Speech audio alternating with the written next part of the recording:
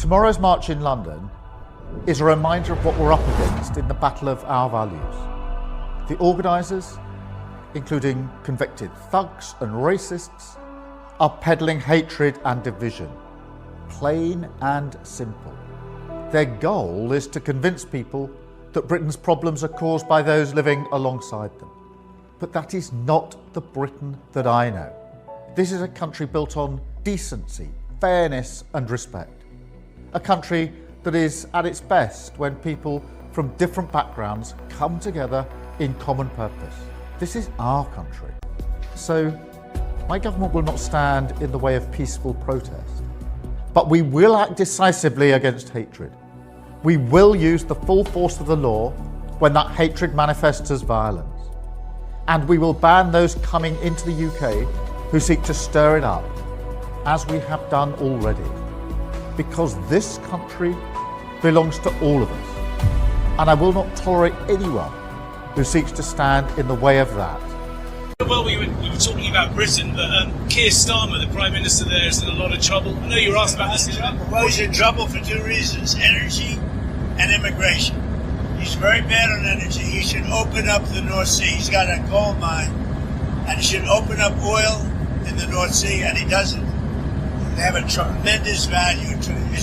You know, they buy their oil, a lot of it, from Norway. Norway gets it from the North Sea. Not as good an area as Scotland and the UK has. So they're paying Norway a fortune for oil that they take out of the North Sea. Do you think Starmer's going to survive as Prime Minister? It's a tough thing, unless he can straighten out immigration, where he's weak, and if he doesn't start drilling and stop with the windmills all over the place that are causing havoc. They're causing havoc. Most expensive form of energy. They kill the birds, they're unsightly, they're ruining the landscape. If he doesn't stop with the windmills, he's got to do energy. He's got to open up the North Sea. You know, he's got one of the greatest oil finds anywhere in the world that he's not using. And I tell him that he's not using it. Should he quit? The oil companies call me every day. Please, we want to go to the North Sea. He doesn't allow it to happen. Should he quit? I don't say that. I think he's a nice man, actually. But, I mean, I didn't like when he said, we're going to send ships as soon as you're finished with the war. Well, we're sort of finished militarily, pretty much. But we, you know, David, we finished probably 70-75%. We didn't finish every one of the things. We'll go back and finish them off. And by the way, and more than that, you saw the... I do want to fight the next election. Obviously, I recognise that after the local election results, the elections in Wales and Scotland as well, that the first task is obviously turning things around and making sure that my focus is in the right place. The last 10 days, there's been a lot of activity which hasn't been as focused, in my view, as it should have been. And I remind myself every day that I was elected into office to serve the people, to serve the country. That's what I believe in, and that's what I'll be getting on with. Just finally, Lisa Nandy spoke to my colleague Trevor Phillips over the weekend and said the Prime Minister has got to take his own decision about whether he wants to take the fight forwards. I mean, you're obviously close to Keir Starmer. What is his frame of mind? Is there a chance that he might set out a timetable to leave his Let me spot? be really clear. Keir Starmer remains the most resilient person I know in my life. I spoke to him twice yesterday. He has a strength of character, a fighting experience. There will be no timetables. What there is getting on with the business of government, really crystal clear about that.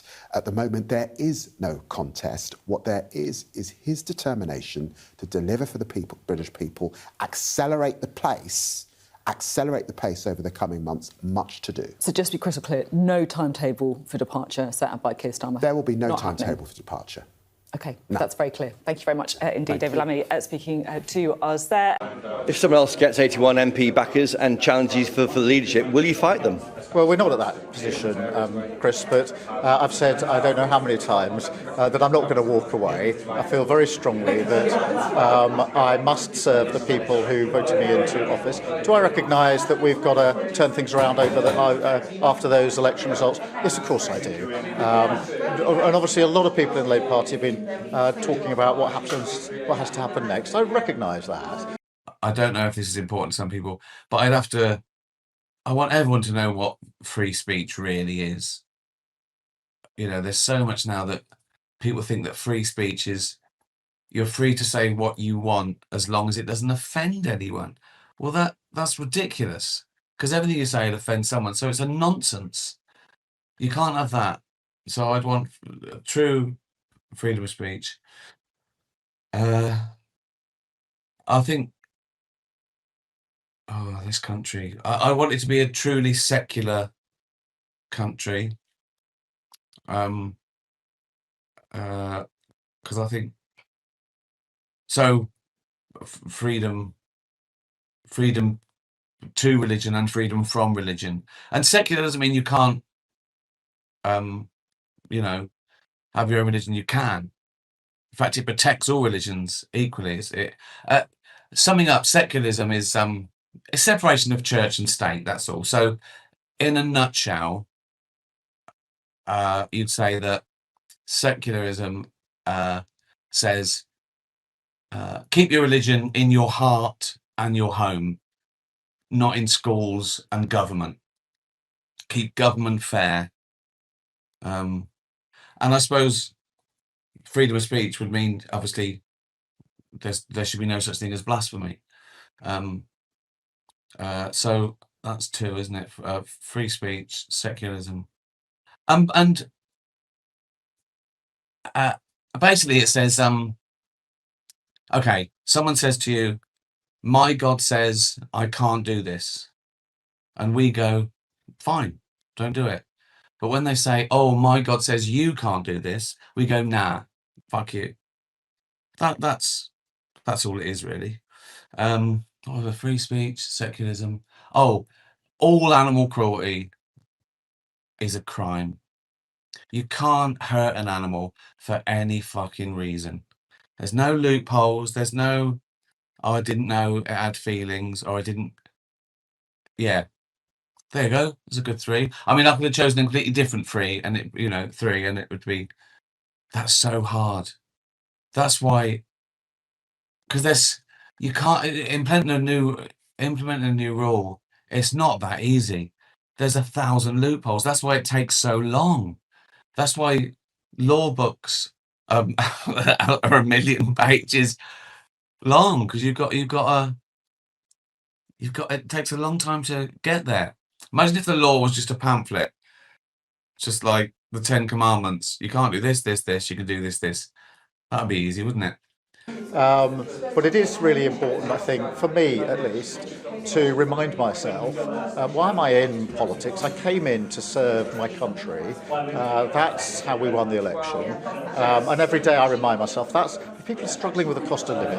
They're worried about their health service. They can see that this government is, we have got growth to a better place. That is good, because it means there's more money that we can use on the services that they need. We have got those waiting lists down. That really does matter for people using the NHS. But my job is to serve and to carry out that responsibility, and that's what I'll do. So if Andy Burnham wins the Makerfield by-election, will you set out a timetable to stand down, as some of your colleagues in Cabinet want you to do? No, I'm not going to do that. It is obviously a very important by-election. And can I be really clear, as I was with my staff this morning, it is a fight between Labour and Reform. It's a very important fight. I will be backing 100%, whoever the candidate is, not quite chosen yet, but soon to be chosen. Whoever the Labour candidate is, I'll be 100% behind them. I want the whole of the party, the whole of the movement to come together. Whatever views people may have on the direction of the party, that needs to be put to one side. It's an important by-election. Let's come together and do what we do as a party best, which is to unite as we campaign into this by-election. But at the core are 3 big, important choices we have to make as a country that can help us regain our sense of progress. First, leaving the European Union was a catastrophic mistake.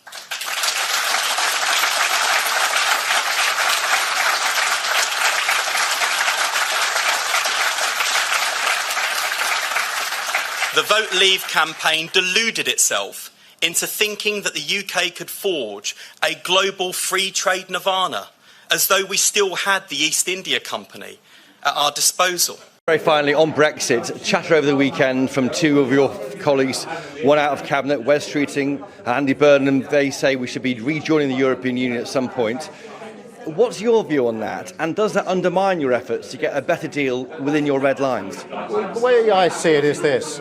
We inherited a really bad Brexit deal that Boris Johnson had negotiated. It was a botched deal. It doesn't work for businesses, doesn't work for the country.